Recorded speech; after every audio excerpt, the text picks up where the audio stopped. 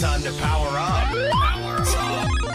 Autobots, roll out. Broadcasting live from the DCR studio. Oh, yeah! The Geek Revolution starts here. Excellent! Get ready for the #1 hit geek radio show out there. Well, it is impressive, isn't it? Because it's time for Dungeon Crawlers Radio. Let's get ready to rumble!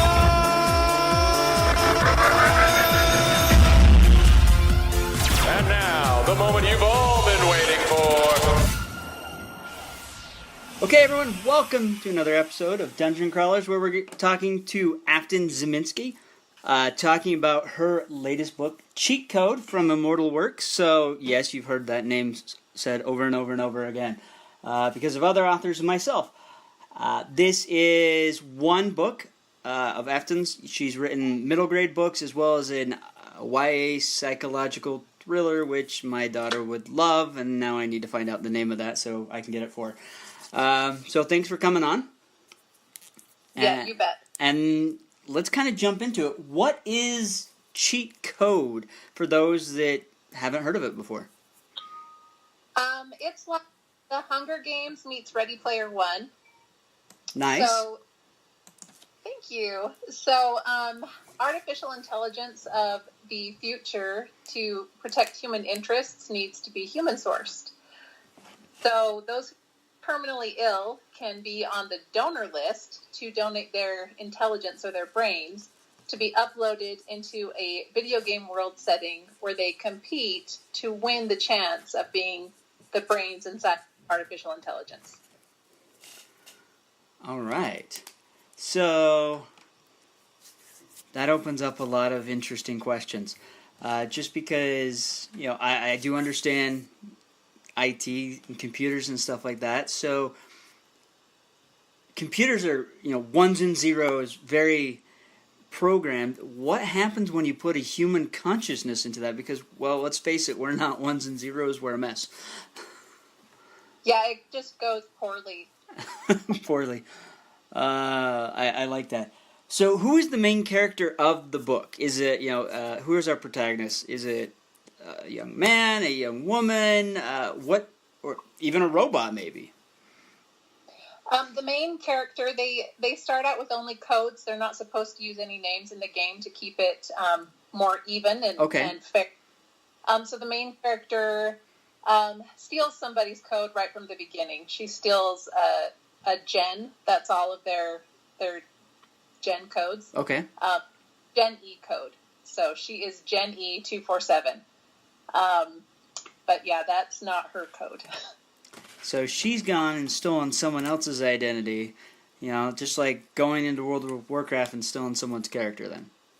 Right. So she's got probably a lot of buffs and weapons that she probably shouldn't have if she starts out, I would assume. Nope, nothing. Okay. Nothing. So what is the significance of 247? Is there a significance, or is it just a random number? As far as I know, it's just a random number. I'm sure there's readers that might figure something out. They're always smarter than the writers. Okay. But for me, it was just a randomly generated number. I liked the sound of it. Okay. The reason I ask is, like, when I writing my second manual, I named a project and it was a certain number, and I just always thought it's just some random number, and then I came back and realized it was someone's birthday. So I was just wondering if maybe that came into play somewhere in there. But hey, that's okay. So why did you go from middle grade and YA to this type of a book, this sci-fi type book? I write in tons of different genres. Okay. I read all the genres. Yeah. I love everything. And for me, if something just really grabs me, something is fascinating to me, and I can see the whole thing through, then I just want to write it. Wow. And this story just really intrigued me. So, yeah, I just went for it. I love gritty. Yes. So there's a fast-paced death. Nice. No, gritty is fun. I love westerns, and it's because of that. You know, you always have that gritty feeling, the dirtiness, rough and tumble, where they shoot first, ask questions later. I think that's why everyone loves Han Solo, but that's another story. So, the fact that it's fast-paced, you have a little bit of Hunger Games in there, you've got a little bit of Ready Player One. I just think you have the perfect mix for a fantastic story. I love it. Yeah. So, I mean, what got you into writing? I mean, everyone's story is different. What was the catalyst to say, okay, that in Afton's mind, whether it was when you were a little kid or a teenager or what, that said, I want to go through the havoc and horror and pains and amazingness of writing? Well, like most people who go into writing, I was always writing since I was little. Okay. Always reading. And I remember when I was 13, I told my parents that I really wanted a Star Wars movie script book. And they were like, whatever, you don't want that. And so they didn't get it for me. And so I went out, earned some money, and bought it myself. I bought the Empire Strikes Back script and studied it. And then I wrote out this amazing Christmas script for my siblings to act out about Santa Claus pretending to die to teach the elves a lesson, like any normal 13-year-old. And and I was so proud of that. And I just thought, oh, I'm going to be doing this. And I just would write stories, but I never thought I'd ever get published. As an adult, I have a million books and stories that I've written out over the years. And about 4 years ago, my dad had aortic a dissection. And for some reason, that was the catalyst to me to, like, I'm going to get my stuff done. My dad's going to see this done. And he survived his dissection, and he's still going strong. That's awesome. And I've had, I think, 6 or 7 books published since then. So it's, yeah. Okay, I have to say huge props for wanting a Star Wars script and getting Empire Strikes Back. Like, that is my favorite Star Wars movie ever. Thank you. Yeah.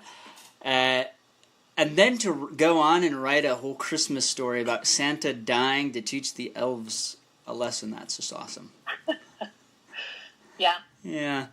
Now, if only could that be made into a movie. That would be... Kids everywhere would be horrified. Yeah. But that's okay. You know, it seems to be everyone always has a catalyst or something that kind of moves them from, yeah, I love to do this, and then find that, okay, I got to do this.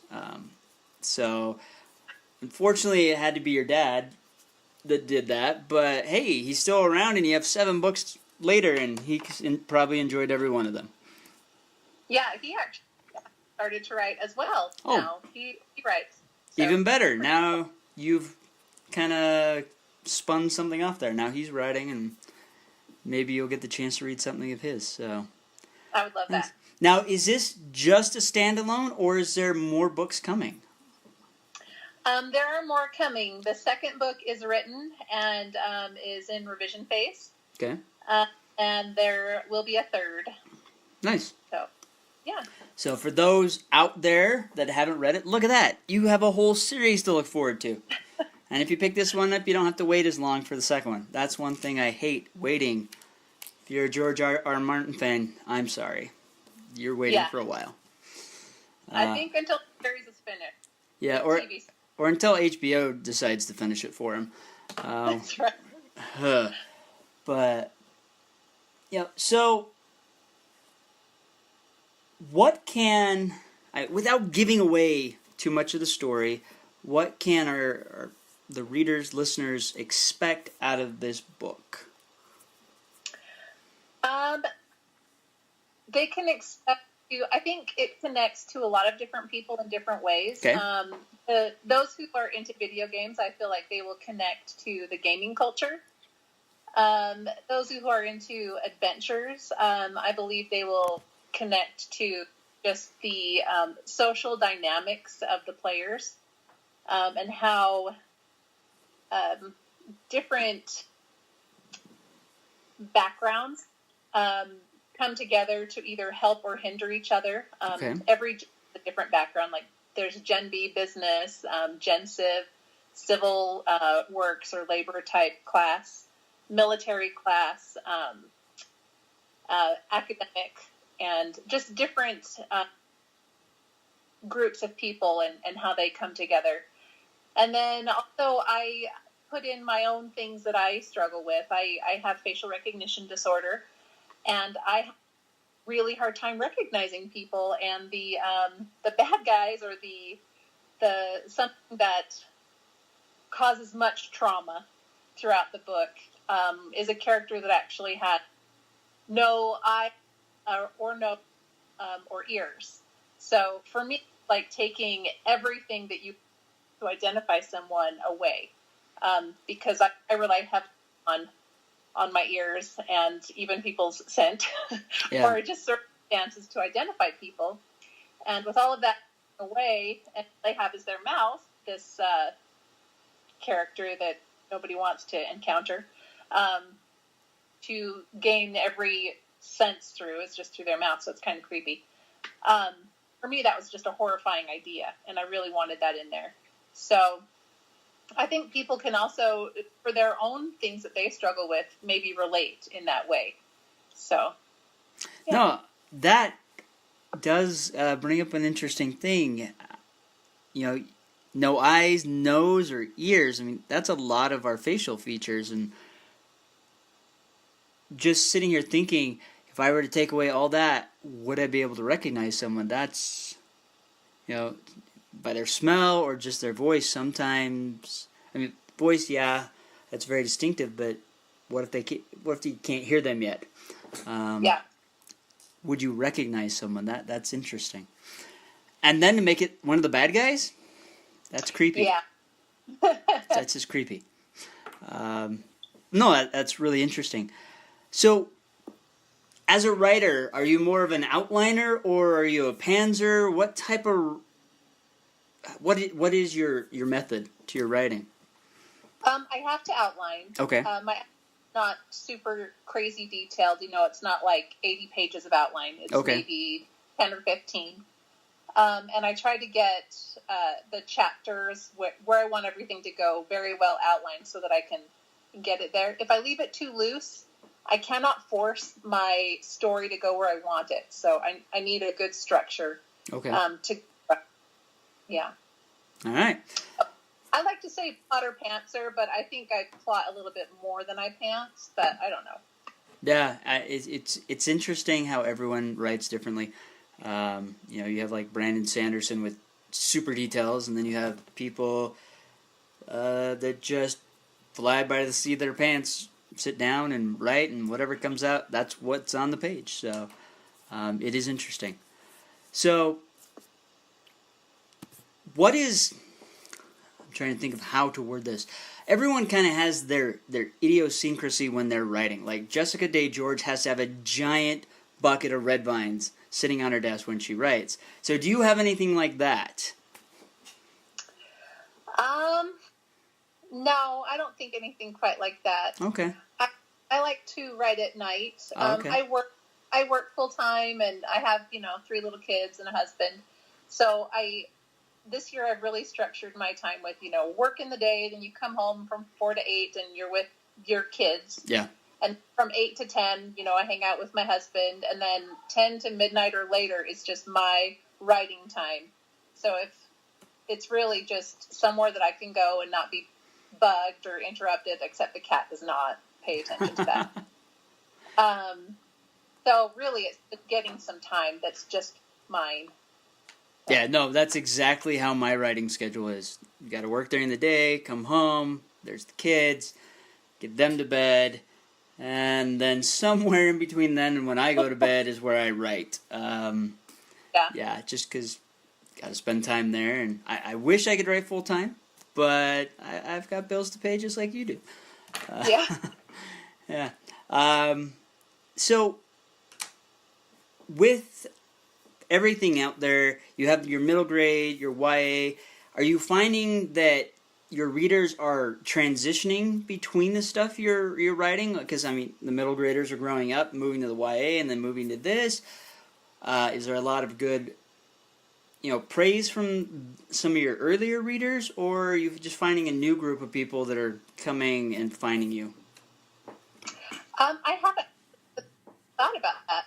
Okay. I know there are people that have read my earlier stuff that have read this stuff as well, and they know me, so they're probably like, everything you do is great.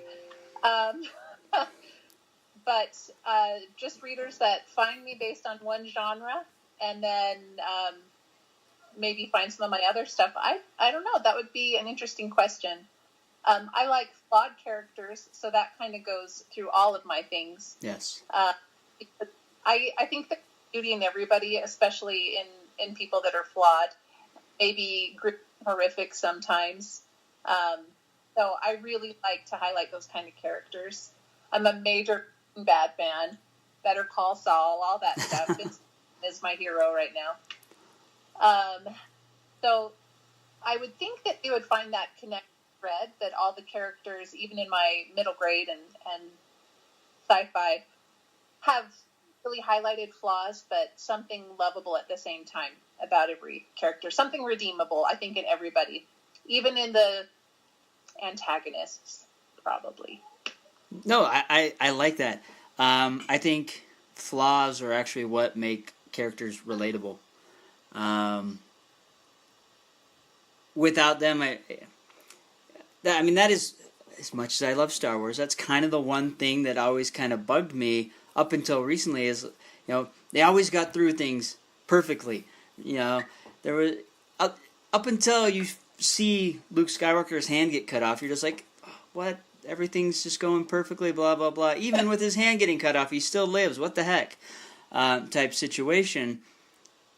But as you go back and look at it, you do see the characters are flawed. I mean, fundamentally, they're all flawed. Luke is whiny, and has a lot of self-doubt, and even Han Solo that looks all macho, and he thinks he's really all that in a bag of chips. He even has self-doubt and makes mistakes a lot. I think that's why we relate to all these characters, because we see those flaws, and they're just like us. And without those, I don't think we could ever relate to those characters. I agree. So, and I think that's where a lot of great authors succeed with their audience. It's a little harder probably in middle grade or to make it look flawed. I don't know. I haven't written that, so I can't say. Maybe you have a better idea on that. But it seems like the more mature the audience, the more likely you're able to introduce those flaws into your characters, and people can really say, "Oh yeah, I relate to that. I've been there before." For middle grade, you give them impulse control issues. Okay. And then they're endearing and do everything wrong all at the same time. Gotcha. Okay, so there are flaws that can be put in there. They're just downplayed into another fashion that the kids understand. Yes. Okay, great. I might have to write a middle grade. That might be fun. Yeah. A kid with ADD that can't stop eating ice cream. That's right. That thinks he has superpowers every time he eats bubblegum ice cream. That would be really cute. That would be fun. Anyways, so the book is out right now. I know Immortal Works does a great job getting them out as audiobooks. Is it available in audiobook yet? Because it's just ebook and physical book right now. I think not yet, but it will be. It will be. I haven't had an update on that yet. Okay. I know they come out in audiobooks. It does take some time. So it will be on its way for those that are wondering. And it is definitely available in ebook and paperback version. And if you haven't picked it up, go out, pick it up, guys. This sounds like an awesome book. Hunger Games meets Ready Player One. How can you go wrong with that? I mean, seriously. Yeah, I can't say any more on that. That's like the perfect tagline. I mean, geez. Thanks. Yeah. I actually did with that, or read with Okay. I've been using it. Nice. The elevator pitch or that tagline has always been the hardest for me, and you just like perfectly nailed that. So that was perfect. All right, folks. So go pick up a copy. Support Afton and her writing. Again, Immortal Works does a great job putting out books. Check them out. And with that said, we'll catch you next time. You're listening to Dungeon Crawlers Radio. Please subscribe and follow them on Facebook or Twitter, precious. No, we're even promoting these filthy idiots. Who doesn't like them? Who doesn't like anyone? No, they're our friends, precious, our friends. No, shut up. Please subscribe.